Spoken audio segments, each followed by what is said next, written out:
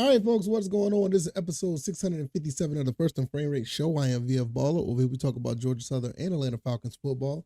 We're going to jump over and talk some Atlanta Falcons.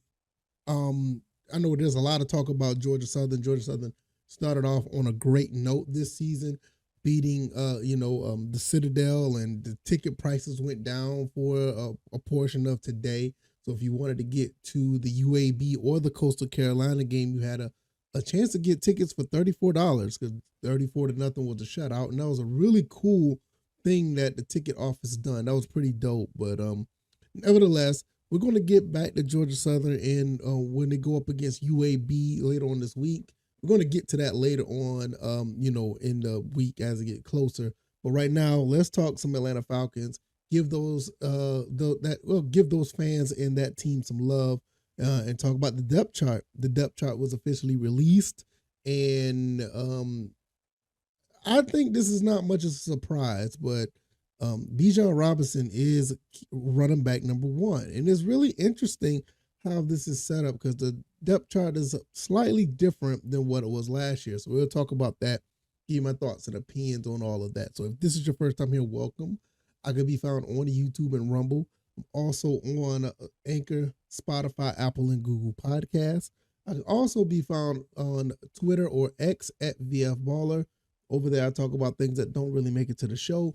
And the website is firstandframerates.com. Once again, I want to thank you guys for tremendous support. I mean, you guys are amazing, growing the channel, letting people know what's going on over here, and the viewership and the listenership is absolutely amazing for the first part of the season. Hopefully it continues to grow as we try to get to 2,000 plus subscribers. So let's go ahead and get into it, and let's talk about the depth chart. Not just talk about the show, but let's talk about the depth chart. Off the rip, you kind of see what is different if you're looking at this on the screen.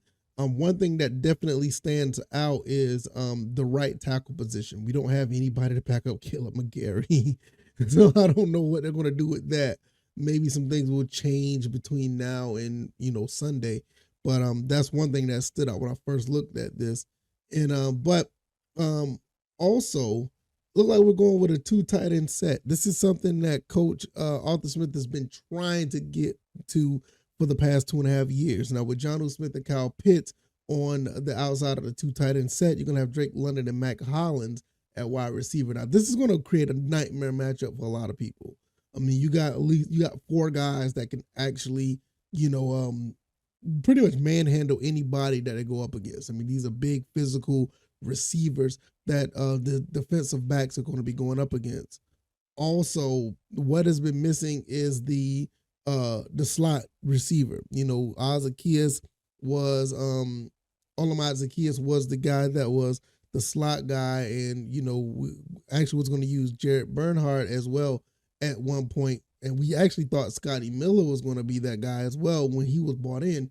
But if you look at this depth chart, the depth chart basically shows that there's going to be a 2 tight end set and a 2 wide receiver set.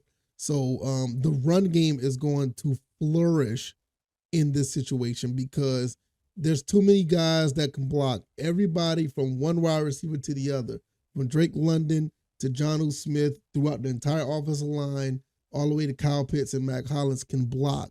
So guess who's going to eat off of this? Bijan Robinson is going to eat tremendously off of this setup. Then he's going to be running back number one. Now, what does that tell you? Well, it tells you that Tyler Algier, honestly, he's the backup, and Cordell Patterson is in he's in a peculiar position. If anyone knows what this says on the screen, what is J as far as the positioning on offense? Because we pretty much eliminated the fullback. Fullback is not on the field, and Cordell Patterson is listed as J. I don't know what that is, but that is really awesome because that is another big physical presence on the team. Now, one thing that is a little bit different from what Coach Clay Helton is doing, Coach Arthur Smith is getting just football players on the field, and he wants guys who can do a little bit of everything. Like I said, everybody from wide receiver to wide receiver can block. Cordell Patterson is the J. I don't know if that's J back or fullback. I don't know what that is, but that position basically is going to be a position where he's going to be running out of the backfield, catching balls, on this in the slot and probably be on the outside as well because Cordell Patterson can do a little bit of everything, and it looked like they found the spot for him. So that's really neat. But one thing that is really cool. One, Matt Bergeron is a rookie that's going to get the starting left guard position because Matt Hennessy went down, but Bijan Robinson is running back number 1. Now, what does that tell you? Now, it tells you that Tyler Algier is still going to get carries. He's going to be the thunder to Bijan Robinson's lightning.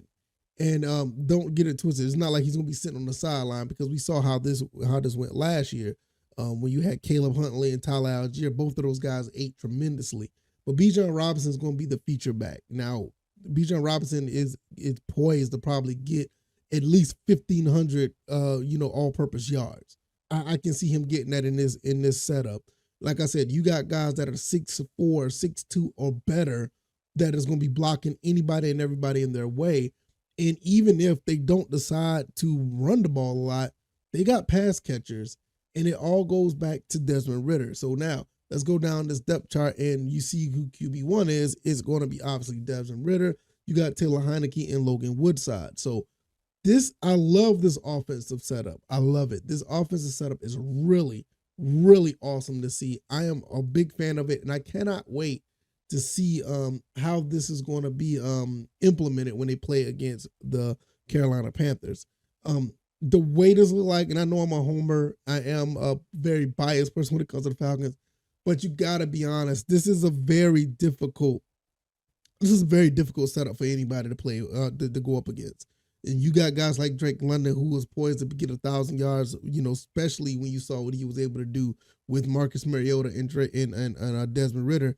If Desmond Ridder was a quarterback the entire season, or if you had a competent quarterback the entire season, Drake London would have been over 1,000 yards easily. I mean, he almost had 1,000 yards with the run-first offense. Mac Hollins is known that he can catch the ball and run block. Kyle Pitts had 1,000-yard season when he was healthy. And you know what John O. Smith is capable of doing. So you got weapons all over the place. And I didn't even talk about Cordell Patterson, his catching ability. Tyler Algier is going to be a thumper, and he can catch a little bit too. And Bijan Robinson can do a little bit of everything. So there's really no excuse for Desmond Ridder to be bad. A lot of people are kind of rooting for Desmond Ridder to not be the quarterback that we need him to be. But with this setup, this works out for everybody. Kudos to Coach Arthur Smith. Phenomenal job with what he's done with this team. Year 3 is the first year, in my opinion, that they get what they want, and you see what it is. I'm still a little worried about nobody at right tackle. I don't know how that's going to actually play out. We need to get somebody there. Now, let's look at the defense before we close this out. The defense, Grady Jarrett, David Adamaya, and Calais Campbell is going to be the defensive linemen. You got four linebackers, Bud Dupree, Honor Ebekete on the outside, Caden Ellis and Troy Anderson on the inside. You got some rotational guys coming in with Zach Harrison. You got Lorenzo Carter, Nate Lamb, and Tate Davis. Let me tell you something. These 8 linebackers are going to be rotating in and out, and it's going to be a phenomenal thing to see. I can't wait to see how this plays out because that is a lot of talent out of those four positions at linebacker. Now, defensive lineman, I would like to see a little bit of Taquan Graham to come in and Zach Harrison. I believe that they're going to be getting some moves as well, especially with Calais Campbell being up there in age more. So he's not going to be on every down. I would not be surprised if they try to sneak Zach Harrison in there every now and then on pass rush situations because he's shown that he could do some things in the pass rush.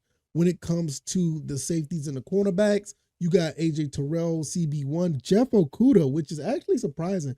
Jeff Okuda is CB2.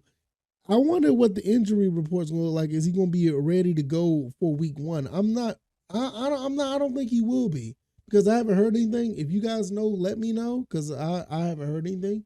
So as of right now, he's going to be CB2 with Mike Hughes and Trey Flowers behind those two guys. Then you got Jesse Bates and Richie Grant at safety. And you got Jalen Hawkins behind Jesse Bates and DeMarco Hellmans behind Richie Grant. This right here is going to be really interesting to see. Richie Grant and DeMarco Hellmans, Hellams. I keep calling Hellmans. Hellams. How is that going to play out? Is there going to be any type of rotation? because he's going to be hard to keep off the field. I like Richie Grant, but it's going to be really hard to keep DeMarco off the field. And Nickelback is D. Alford, and Clark Phillips is behind D. Alford, which is another situation right now. I like D. Alford, but it's going to be really hard to keep Clark Phillips off the field. That is something, if you want to watch anything this entire season, watch and see what those two rookies do throughout the season, because it's going to be difficult to keep those guys off the field in my opinion. I expect Helms and Phillips play a lot of special teams to see how well they develop throughout the season.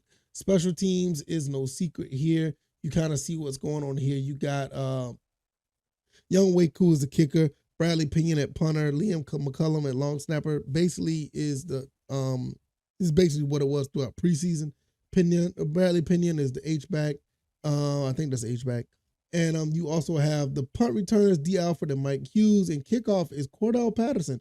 It's really interesting. They still got Cordell Patterson back there at kickoffs. I mean, he's really good at it, but I would have thought they would have put somebody else back there. But I'm not complaining. It is what it is. He does a great job at that. So that's basically what it is. This is your depth chart. Bijan Robinson is not QB. He is running back number 1. It's going to be really interesting to see how they're going to distribute the ball with all of these guys and how he's going to be used. Like I said, I think Bijan Robinson, he's poised to get 1,500 yards, all purpose. And I mean, that's just the minimum. I think the sky's the limit for this kid in his offense. And with so many other weapons around him, you can't just hone in on him. And when you don't hone in on him, you worry about somebody else, he's going to hurt you in the long run. So it's just going to be really interesting to see. I can't wait. We will talk about them going up against the Carolina Panthers throughout this week. We'll get closer to that, give you my thoughts and opinions on those on the later episodes. So if you like this commentary, hit the like button, share this podcast, subscribe to the channel if you haven't already. Let me know what you guys think about this depth chart. What do you think about Bijan Robinson being a running back 1? What do you think about the defense? What do you think about not having a right tackle right now? Will that change? What the injury report is going to look like? Does Jeff Okudah comes back? What do you think? It's all up in the air, to be honest. Even though this is the official depth chart, I don't know what to think at the end of the day. I like it. I'm actually excited, but those missing pieces is something to think about. The unknowns is something to think about. So I can be found on Anchor, Spotify, Apple, Google Podcasts, also on YouTube and Rumble. You can find me over there. Hit the like button. Let people know what we're doing over here. Share this podcast. I really appreciate all the support. I cannot thank you guys enough. And I'm going to get up out of here, and I'm going to be working on some UAB stuff because we're going up against UAB. Hopefully we'll be able to dissect what they did or didn't do. And hopefully we'll be able to come home with a victory on that one. As well as the Falcons. Hope they come home with a victory against the Carolina Panthers. All right, y'all, I'm going to get up out of here. All right, y'all enjoy the rest of your evening. Y'all take it easy, and y'all be blessed. Peace.